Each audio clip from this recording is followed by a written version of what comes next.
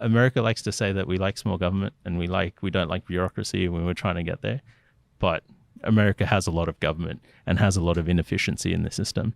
It's not to say that the Dutch have figured it all out and, the European system is the best system. It's not to say that at all. But, different cultures value different things.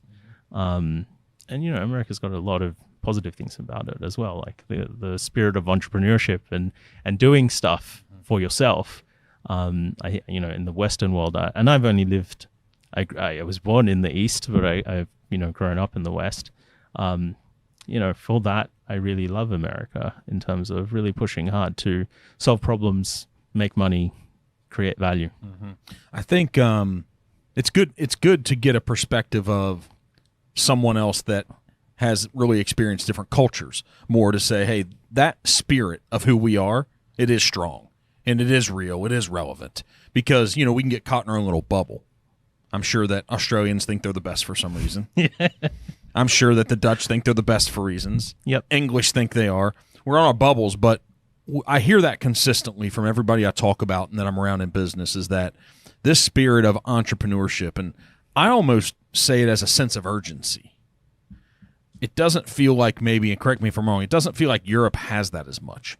Like there is a sense of urgency to get stuff done from a business and entrepreneurship here in America. Yeah, I think there's a sense of wanting to create stuff of value and being driven to do so. I think when you have, don't get me wrong, I'm a firm believer in having safety nets for the people who are most needy in our society, people like my sister, for example.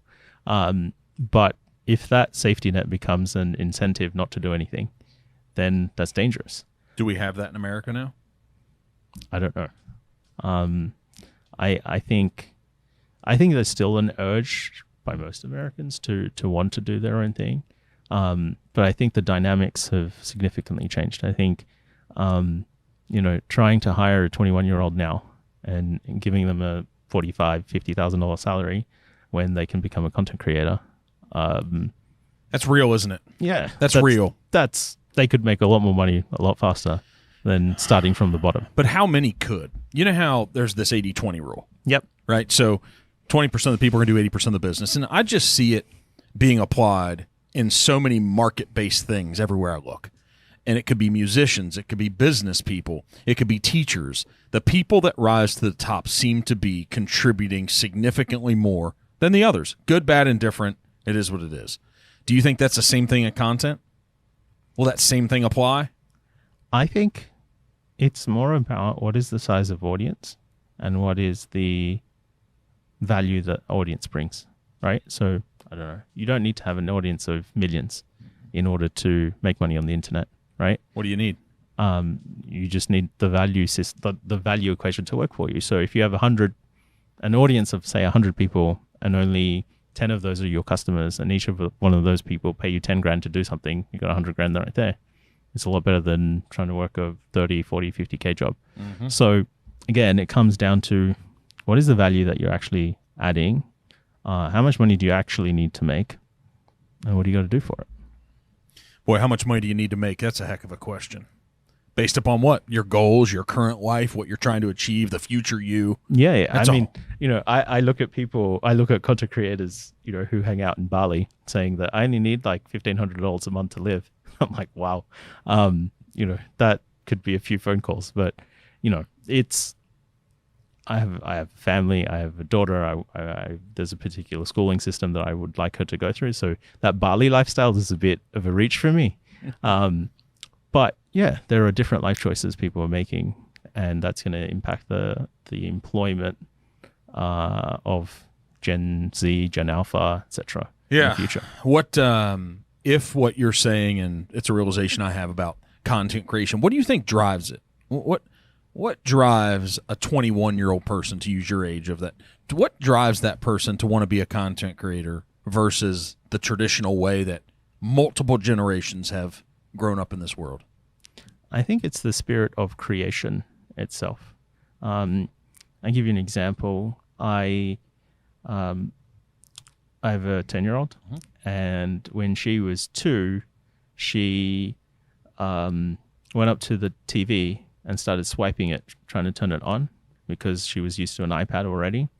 Funnily enough, a year or so later, I was in Russia, in Moscow, and I had bought her babushka doll, and I was FaceTiming her, and I was showing her the babushka doll, and she's like, "Daddy, that's a Kinder Surprise toy." And I'm like, "You have YouTube Red, which is paid YouTube. You don't see any ads. How did you correlate Kinder Surprise to babushka doll?" And she had consumed content of unboxings of Kinder Surprise on YouTube, and that's how she made the connection between Kinder Surprise and a babushka doll.